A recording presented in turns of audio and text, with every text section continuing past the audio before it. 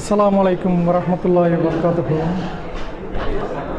إن الحمد لله نعمده ونستعينه ونستغفره ونعوذ بالله من شرور أنفسنا ومن سيئات أعمالنا من يهده الله فلا مضل له ومن يضلل فلا هادي له وأشهد أن لا إله إلا الله وحده لا شريك له وأشهد أن محمدا عبده ورسوله. يا أيها الذين آمنوا اتقوا الله حق تقاته ولا تموتن إلا وأنتم مسلمون. رب اشرح لي صدري ويسر لي أمري واحلل عقدة من لساني يفقهوا قولي. ربي زدني علما. எல்லா புகழும் புகழ்ச்சியும் அந்த ஒரே இறைவனான அல்லாஹ்வே சாரும் என்று கூறியவனாக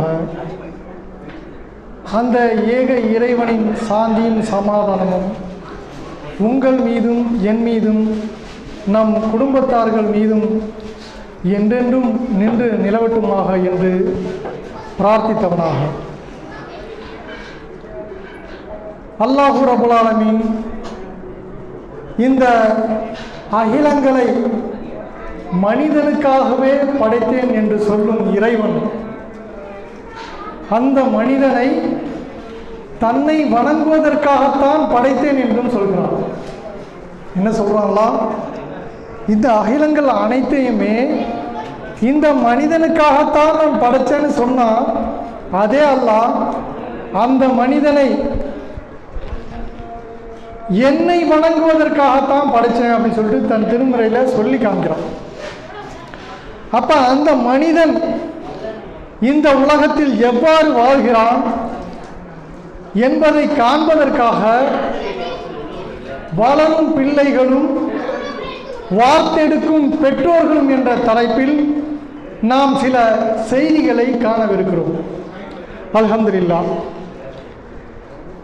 இப்போ உள்ள குழந்தைகள் வளரும் விதமும் ஒரு 30, 40, 50 வருடங்களுக்கு முன்பாக வளர்ந்த குழந்தைகள்லாம் இருக்குல்ல, அதனோடு ஒப்பிட்டு பார்த்தால் ஏகப்பட்ட வித்தியாசங்கள் தோணும். நீங்க பார்க்கும்போதே உங்களுக்கு அந்த ஒப்பீட்டு கணக்கில் பார்த்தாலே தெரிஞ்சிடும் அப்போ உள்ள குழந்தைகள்லாம் எப்படி இருந்தாங்க, இப்போ உள்ள குழந்தைகள்லாம் எப்படி இருக்காங்க அப்படிங்கிறதையும் நம்ம கண்கூடா பார்த்துடலாம். ஏன்னா அப்போ காலகட்டத்தில் டெலிஃபோன், கம்ப்யூட்டர் போன்ற வசதிகள், டிவி இந்த மாதிரியான வசதிகள் வந்திருந்தாலும் எங்கேயாவது தான் இருக்கும். ஒரு சில பேர் தான் கையாளுவாங்க. நல்லா தெரிஞ்சிருக்கும் உங்களுக்கு. டெலிஃபோன் இருக்கும். அப்போல்லாம் நான் சின்ன பிள்ளையா இருக்கும்போது ஒரு வீட்டை நோக்கி தான் ஓடுவோம் டெலிஃபோன் பேசுறதுக்கெல்லாம்.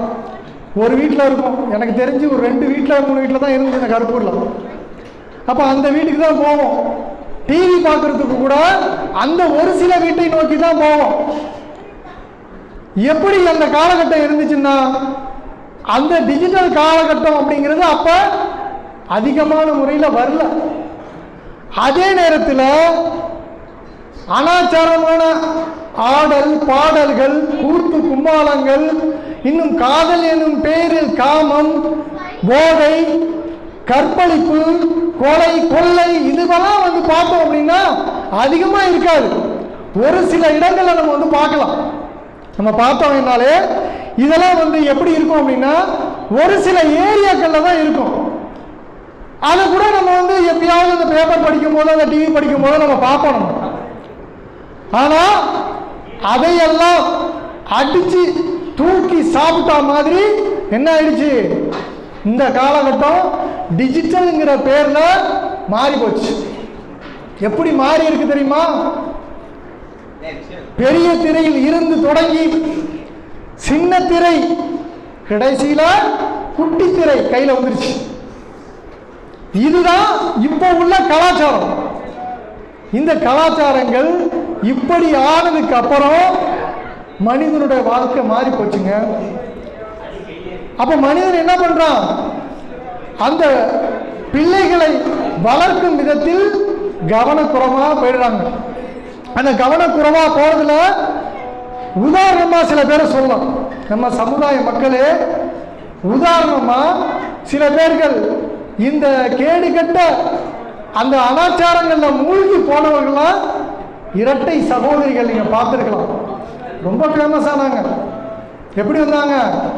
டிக்டாக் அப்படின்னு சொல்லிட்டு இறங்கி நடு ரோட்டில் குத்து டான்ஸ் ஆடி அது மூலியமா பிரபலமாகி டிவி என்ற சின்ன திரையில் வந்து இன்னைக்கு கேடுகட்ட பெரிய திரையில் காலை வைக்கும் அளவுக்கு அனாச்சாரங்களில் மூழ்கி விட்டார்கள். இது எப்படி? பெற்றோர்களின் வளர்ப்பு. ஒரு பிள்ளை பிறக்கும் போதே எப்படி பிறக்குதுன்னு தமிழ்ல ஒரு அழகான வாக்கியம் சொன்னான். எப்படின்னா, எல்லா குழந்தையும் நல்ல குழந்தை தான் மண்ணில் பிறக்கையிலே, அவன் நல்லவராவதும் தீயவராவதும் அன்னை வளர்ப்பினிலே. நம்ம பார்ப்போம், ஒரு சரியான செய்தியை சொன்னான். ஆனா அந்த சொல்லை அப்படியே தூக்கி அதையும் சாப்பிடுற அளவுக்கு தாயின் கருவறையிலேயே இன்னைக்கு அந்த குழந்தை சீரழிகிற அளவுக்கு ஆகி போச்சு. ஏன்னா தாயோட நடவடிக்கை அப்படி போயிடுச்சு. ஒரு தாயாகப்பட்டவள் கருவுற்று இருக்கிறா, என்ன செய்யறா? நம்முடைய அந்த இஸ்லாமிய மார்க்க சட்ட திட்டங்களை எடுத்து வச்சு படிச்சா அப்படின்னா அந்த குழந்தை எப்படி வளரும்? நல்லா யோசிச்சு பாருங்க. ஆனா அவன் செய்யறது எப்படி செய்யறா? அந்த ஆடல் பாடல்கள், டிவி சீரியல் வழிகெடுக்கிறதுல இன்னைக்கு அதிகமான பெயர்களை பார்த்தோம் அப்படின்னா நம்ம வீடுகளில் டிவி சீரியல்ல தான் மூழ்கி கிடக்காங்க. டிவி சீரியல்ல மூழ்கி கிடக்காங்க. இந்த மூழ்கி கிடக்கிறதின் காரணம் எப்படி ஆயிடுது? அந்த பிள்ளைகள் வளரும் பொழுது அந்த பிள்ளைகள் தங்களுடைய வளர்ப்பில் மாற்றமாகி விடுகிறது. அந்த டிவியில் உள்ள தானே பார்க்கும், அந்த ஆடல் பாடல்களை தானே பார்க்கும். பெற்றோர்களான நம்ம ஒரு ரீல்ஸ், இன்ஸ்டாகிராம் அப்படி என்று ஒவ்வொரு விஷயத்திலும் நம்ம இறங்கி நின்னா அந்த குழந்தை என்ன செய்யும்? நம்ம ஊர் கருப்பூர்ல ஒரு ருமர் தொழிலை முடிச்சுட்டு போயிட்டு இருக்கேன் ஆட்டோவில். ஒரு வீட்டில் பள்ளிக்கு புறப்பட்டு நிற்கிற ஒரு பையன் தெருவில் நின்று ஸ்டெப்பு போடுறான், பாட்டு பாடிக்கிட்டு ஸ்டெப்பு போடுறான். ஏன்னா அந்த குழந்தைய அவர்கள் எந்த அளவுக்கு வளர்த்திருப்பார்கள்னு இதுலயே நம்ம பார்க்கலாம். அந்த ஸ்கூல்ல சொல்றாங்க, போய் சேர்த்த அந்த ஸ்கூல்ல ஏன் நம்ம சொல்லக்கூடாதா? என் குழந்தை வந்து இந்த மாதிரியான தீய பழக்கங்களை நீங்கள் கற்றுக் கொடுப்பதற்காக நாங்கள் குழந்தையை இந்த ஸ்கூல்ல வந்து விடல. இந்த ஸ்கூலில் நாங்கள் விடுவது எங்கள் குழந்தை முன்னேற வேண்டும், நல்ல நோக்கத்தில் தானே நம்ம செய்யறோம். ஒரு பிள்ளைய படிக்க வைக்கிறேங்க, இஸ்லாம் தடுக்குதா? நீங்க குழந்தைகளை படிக்க வைக்கிறத வந்து இஸ்லாம் என்றைக்காவது தடுத்திருக்கா? சிறந்த கல்வியை கொடுங்கள் என்றுதான் இஸ்லாம் உங்களை ஏவுகிறது. அப்பேற்பட்ட கல்வியை நம்ம என்ன செய்யறோம்? அந்த குழந்தைக்கு கற்றுக் கொடுக்கும் பொழுது எப்படிப்பட்ட கல்வி கற்றுக் கொடுக்கிறோம்? நாமும் அதுவும் சொல்லிட்டு அந்த குழந்தைய இன்ஜினியராகவும் டாக்டராகவும் இன்னும் வெளிநாடு சென்று அவன் பணத்தில் புரள வேண்டும், அவன் வீடுகளை பல வீடுகளை கட்ட வேண்டும், மாளிகை ஓடா கோபுரங்களாக ஆயினும் நினைச்சுதான் நம்ம செய்யறோம். அதே பிள்ளைய ஒரு IAS, IPS, வக்கீல், ஜட்ஜு இந்த மாதிரியான மேல்நிலை படிப்புக்கு யாராவது படிக்க வைக்கிறோமா? இப்படி ஒருவராவது அவர்களை படிக்க வைக்க ஆரம்பித்தால் ஒருவரை பார்த்து மற்றவர் படிக்க வைக்க ஆரம்பிப்பாங்க. அப்ப என்ன ஆகும்? நம்முடைய சமுதாயத்தில் உள்ளவங்க ஏதாவது ஒரு கஷ்டமான சூழ்நிலை அங்க வந்துருச்சுன்னா அந்த குழந்தை அந்த வளர்ப்பின் காரணமாக, அந்த படிப்பின் காரணமாக, அவனிடம் இருக்கும் அந்த மார்க்க பட்டின் காரணமாக அந்த சமுதாயத்தை தூக்கி நிறுத்தக்கூடியவனாக இருப்பான். இருப்பானா? இருக்க மாட்டானா?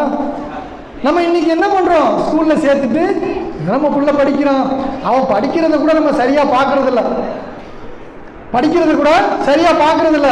அந்த ஸ்கூல்ல நடனம் சொல்லி கொடுத்து பாடல்கள் சொல்லி கொடுக்கறதுக்கு வீட்டுல நீங்க அவனுக்கு சொல்லி கொடுங்கன்னு சொன்னா அதை அரேஞ்ச் பண்றது, பாட்டு கூச்சு கும்மாளம் இதெல்லாம் அரேஞ்ச் பண்றது.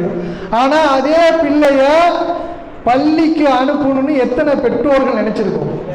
இந்த பள்ளி, இதே பள்ளியில 3 நபர்கள் தான் மாணவர்கள் பருவத்தில் இருக்காங்க. எத்தனையோ பேர் 3 நபர்கள் தான் இங்க வந்து படிச்சுட்டு இருக்காங்க, ஓதிட்டு இருக்காங்க. நம்மளுடைய நிலைமை அப்படி இருக்குங்க. ஏன்னா நாம எப்படி இருக்கோம் அப்படின்னா இந்த குழந்தைகள் வளர்ப்பதில் பொதுவாக்காக இருந்து கொண்டு இருக்கிறோம். நம்முடைய சிந்தனைகள் எங்க இருக்கு?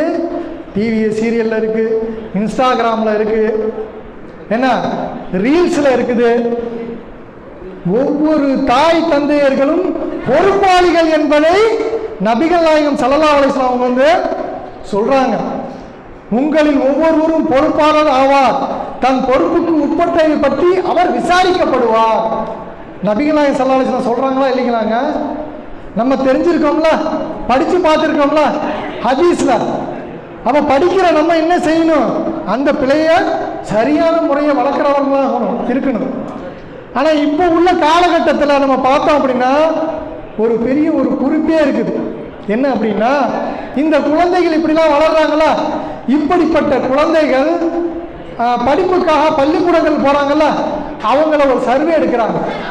இப்போ நம்ம சத்திய முழக்கம் புக்கை நீங்கள் எடுத்து பார்த்தோன்னா அதில் வரும் எப்படி செய்தி அப்படின்னா, சென்னை, திருவண்ணாமலை, நீலகிரி ஆகிய 3 மாவட்டங்களில் 168 பள்ளிக்கூடங்களில் இவங்க சர்வே எடுக்கிறாங்க. போதைப் பொருட்கள் பயன்பாடு சம்பந்தமாக ஆய்வு பண்ணுறாங்க. போதை பயன்படுறாங்களா இப்போ இளைஞர்கள்லாம், அதன் சம்பந்தமாக ஆய்வு பண்ணுறாங்க. அந்த பள்ளிகளில் சேர்ந்தவங்க 3021 மாணவர்கள். அவர்கள் மத்தியில் நடைபெற்ற அறிக்கையில் சமர்ப்பிக்கப்படுகிறது. அந்த மாணவர்கள் 9% பேர் வந்து அதிகமாக மாணவர்கள் போதை பழக்கத்திற்கு அடிமையாக உள்ளார்கள். 3021 நபர்கள்ல 9% அதிகமான மாணவர்கள் என்ன பண்றாங்கன்னா போதை பழக்கத்திற்கு அடிமையாக கிடக்காங்க. அதுல 10% மாணவர்கள் கஞ்சாங்கிற போதைப் பொருளுக்கு, 22% மாணவர்கள் புகையிலை பழக்கத்திற்கு, இன்னும் 26% மாணவர்கள் மதுவிற்கு அடிமையாக, இன்னும் 29% மாணவர்கள் ஒயிட்னு ஒரு பச தடவி போதையை கொண்டு வருவாங்கல்ல, அதுக்கு அடிமையா இருக்காங்க. இதெல்லாம் யார் பெற்றோர்கள்லாம் கவனிச்சிட்டு இருக்கீங்களா? யார் கவனிக்கிறா? பிள்ளைய பற்றி பேச போனாலே, என் பிள்ளைய பற்றி எனக்கு தெரியும், என் பிள்ளை தங்கமானவா, என் பிள்ளை தங்கமானவா. நீங்கள் தங்கமானவன், தங்கமானவர்கள், தங்கமானவ பிள்ளை என்று சொல்லும் அத்தனை நபர்களும் என்ன செய்கிறார்கள் நீங்கள் என்னைக்காவது நோட்டமிட்டு பார்த்துருப்பீங்களா? அந்த டெலிஃபோனை வாங்கி பார்த்துருப்பீங்களா? அந்த இன்ஸ்டாகிராமில் நிற்கிறான அந்த ரீல்ஸில், ஏன்னா நீங்களே அதில் தான் நிற்கிறீங்க. அப்போ அந்த பிள்ளைகளை வளர்த்தெடுக்கும் வாய்ப்பு உங்களிடம் எப்படி இருக்கும்? என்னைக்காவது அந்த பள்ளிக்கு போய் நீ பேசி, அந்த பள்ளியில போய் அந்த அல்லாஹ்வுடைய மார்க்கத்தை சரியான முறையில் கத்துக்கன்னு சொல்ல இருந்துச்சுன்னா உங்களிடம் இருக்கும் அந்த பரிசோதனை இருக்கும், அந்த பிள்ளை என்ன செய்யறான் அப்படின்னு. இதை விட முக்கியமான ஒரு செயல்பாடு தான் சொன்னாங்க. என்ன அப்படின்னா, பெங்களூர்ல பள்ளி மாணவர்கள் மத்தியில் நடைபெற்ற சோதனையில அவர்கள் புத்தக பையில போதை பொருட்களும் கருத்தடை சாதனமும் இருந்துச்சாங்க. பார்த்துக்குங்க அந்த பிள்ளைங்களோட நிலைமைகளை. அப்ப நம்ம பிள்ளைகளை வந்து நாம் நெருப்பாக கண்காணிக்க வேண்டும். வயிற்றுல நெருப்பை கட்டிக்கிட்டு இருக்கணும் ஒவ்வொரு பெத்த பிள்ளையும் சொல்கிறோமா இல்லையா? அந்த காலத்தில் சொன்னாங்க, இப்போலாம் சொல்கிறாங்களா என்னன்னு தெரியல.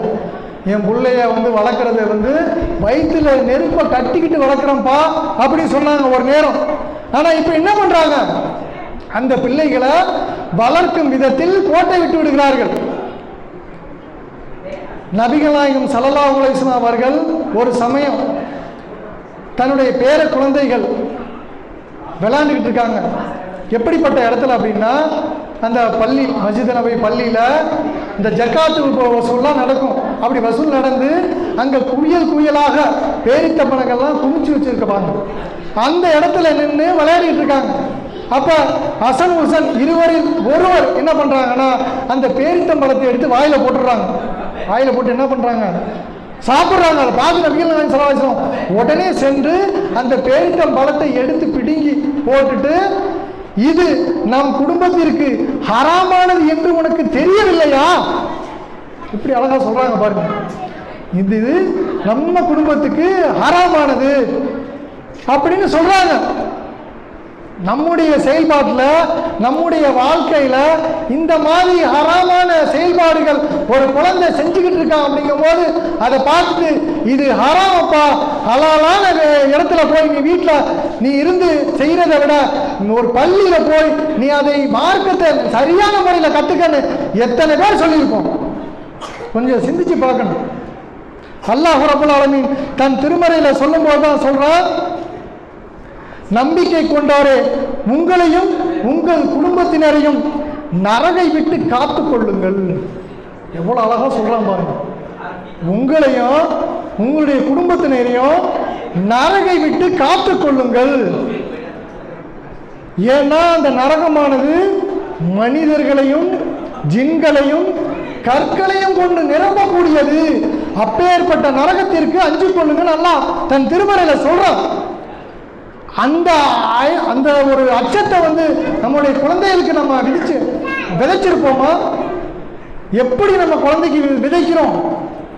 ஒரு சின்னதாக ஒரு பைக் வச்சுருக்கோங்க. நம்ம வச்சுருக்கும் போது அந்த குழந்தைய முன்னாடி தூக்கி வச்சுக்கிட்டு அந்த பைக்கை அந்த குழந்தைய ஓட்ட சொல்லிட்டு தான் போகிறோம். இன்றைய காலகட்டம் அப்படி தான் இருக்குது. அன்றைக்கி பார்க்குற ஒரு சகோதரர் ஓட்டிகிட்டு போகிறாப்புல அந்த குழந்தை அப்படியே ஒரு ஓரமாக போயிட்டுருக்கு. இவர்கள் என்ன நினைப்புல இருக்காங்கன்னா, நம்ம குழந்தைக்கு நாம சரியானதுதான் கற்றுக் கொடுக்கிறோமா என்பதை கூட சிந்திக்க மறந்தவர்களா தான் இருக்காங்க. பின்னால் அந்த குழந்தை என்ன பண்ணுது? 2 லட்சம் ரூபாய்க்கு எனக்கு பைக் வேணும் வாங்கி கொடுன்னு கேட்கிறானா இல்லையா? அதுதான் நம்முடைய சூழ்நிலை ஆயிருக்கு. ஆனா அதே குழந்தைக்கு நாம படுற கஷ்டம் நஷ்டம், அதே மார்க்கத்தில் நாம் நடக்க இருக்கிற அந்த செயல்பாடுகள் அத்தனையும் சொல்லிக் கொடுத்தோம்னா அவன் எப்படி உருவாகி நிற்பாங்க? சிறந்த முறையில் தானே அவன் இருப்பான். அப்படிப்பட்ட சிறந்த முறையில் இருக்கணும் அப்படிங்கிறதுக்காக நம்முடைய தந்தையெல்லாம் வழிகாட்டி இருக்காங்க. இப்ராஹிம் நபி அலைஹிஸ்ஸலாம் அவங்க என்ன செஞ்சிருக்காங்க? அல்லாஹ்ட்ட துவா கேட்டிருக்காங்க, ரப்பி ஹப்லி மினஸ் சாலிஹீன், என் இறைவனே எனக்கு வழித்தோன்றல்களாக நல்லவர்களை அளிப்பாயாக. நல்லவரை எனக்கு வழித்தோன்றலாம் அளிச்சிரு. யாராவது நம்ம துவா கேட்கிறோமா உட்காந்துக்கிட்டு? நம்முடைய செயல்பாடுகள் மாறுவதற்காகவாவது துவா கேட்கிறோமா? இல்லை. ஏனென்றால் இதுவெல்லாம் நாளை மறுமையில் நரகில் கொண்டு போய் அவர்களை மட்டுமல்லாமல் எல்லாரையும் இழுத்து விட்டுரும். ஏன்னா அந்த நரகத்தில் போய் விழுற ஒரு குழந்தை சொல்லுதான். எப்படி சொல்லுது? தன்னுடைய அந்த திருமறை மூலமா அல்லாஹ் ரொம்ப அழகா விவரிச்சு காமிக்கிறான். எப்படின்னா அந்த குழந்தை போய் அந்த நரகத்தில் விழுந்ததுக்கு அப்புறம் என்னை வழிகெடுத்தவர்கள் யார் என்று கேட்கும் பொழுது, உங்களை என்னை வழிகெடுத்தவர்கள் எனக்கு தலைவர்களாக வந்தவர்களும் எனக்கு முன்னோர்களும் அவர்கள் தான் என்னை வழிகெடுத்து விட்டார்கள், அவர்களுக்கு 2 மடங்கு தண்டனை அதிகப்படுத்தி கொடு. எப்படி கேட்குதுங்க? இந்த குழந்தைய நம்ம சரியான முறையில் நம்ம வளர்க்கலாம் அப்படின்னா அந்த குழந்தை நாளை மறுமையில் நரகம் சென்று விட்டால் அங்கு நமக்கு எதிராக அந்த குழந்தை பிரார்த்தனை செய்கிறது, எங்களை வழிகெடுத்தவர்கள் இவர்களுக்கு 2 மடங்கு வேதனை அளிப்பாயாக. அங்கு என்ன சொல்லப்படும்? உங்களுக்கும் உண்டு, உங்களை வழிநடத்தியவர்களுக்கும் உண்டு அல்லாஹ் சொல்லிடுவான். ஆனால் இதையெல்லாம் விட்டு நாம் விலக வேண்டும் என்றால் நம்முடைய பிள்ளைகளை மார்க்க கல்வியை சரியான முறையில் கற்றுக் கொடுப்பவர்களா இருக்கணும். மார்க்க கல்வியை சரியான முறையில் கற்றுக் கொடுக்கணும். அந்த மார்க்க கொள்கையை தானும் எடுத்துக்கணும். மற்றவர்களை பின்படுத்த அவர்கள் பின்பற்ற வேண்டும் என்பதை அவர்களுக்கு எடுத்து சொல்லணும். அதுதானே அழகிய சொல்லு. ஒரு இஸ்லாத்துல ஒரு மனிதன் தன்னுடைய வாழ்நாளில் அவன் இந்த வாழ்நாளை கழிச்சிட்டு அவன் எல்லா நன்மைகளும் செஞ்சுட்டு போனதுக்கு அப்புறம் அவனுடைய நன்மைகள்லாம் வீணா போயிடும். எப்படி வீணா போவோம்? இந்த மாதிரி தான் தன்னுடைய குழந்தைகள் மூலயமாகவோ தான் செய்த தவறுகளின் மூலயமாகவோ அவனுடைய அந்த நன்மைகள்லாம் வீணா போயிடுது. அந்த நன்மைகள் வீணாகாம இருக்கணும்னா என்ன செய்யணும்? நம்ம ஒவ்வொரு குழந்தையும் நாம அழகிய முறையில் வார்த்தெடுக்கணும்னா இந்த மார்க்க கல்வியை சரியான முறையில் போதிக்கும் இடங்களுக்கு கொண்டு வந்து விடுவது மட்டுமில்லாமல் அந்த குழந்தையை சரியான முறையில் கண்காணிக்க வேண்டும். நாமும் அந்த தீய பழக்கங்களிலிருந்து விலகி இருக்க வேண்டும். நம்ம சார்ந்தவர்களையும் அதிலிருந்து விலகி இருக்க சொல்லி அதை எதையெல்லாம் நாம் விலகி இருந்து அல்லாஹ்விடம் துஆ கேட்டு பாவ மன்னிப்பு கேட்டு திருந்தி நாளை மறுமையில் வெற்றி அடைவதற்கு ஒரு சிறந்த வழியாக இருக்குமோ அந்த வழியை நாமும் பின்பற்றி நம்முடைய சந்ததிகளும் பின்பற்ற வேண்டும் என்று அதிகமான முறையில் பிரார்த்தனை செய்தவர்களாகவும் நம்முடைய அந்த செயல்பாடுகள் அல்லாஹ்விடம் ஏற்றுக்கொள்ள கூடியதாகவும் இருக்க வேண்டும் என்று அதிகமாக பிரார்த்தனை செய்து அவர்கள் நல்லொழுக்கம் உள்ள நல்ல பிள்ளைகளை வளர்த்து நாளை மறுமையில் நம்மையும் நம்மை சார்ந்தவர்களையும் சொர்க்கம் கொண்டு செல்லக்கூடிய குழந்தைகளாக வளர்ப்பதற்கு எல்லாம் வல்ல அந்த இறைவன் அருள் புரிய வேண்டும் என்று கேட்டுக்கொண்டவனாக எனது இந்த உரையை நிறைவு செய்கிறேன். வாழ்க அவன் அல்ஹம்துலில்லாஹி ரப்பில் ஆலமீன். அஸ்ஸலாமு அலைக்கும் வரஹ்மத்துல்லாஹி வபரகாத்துஹு.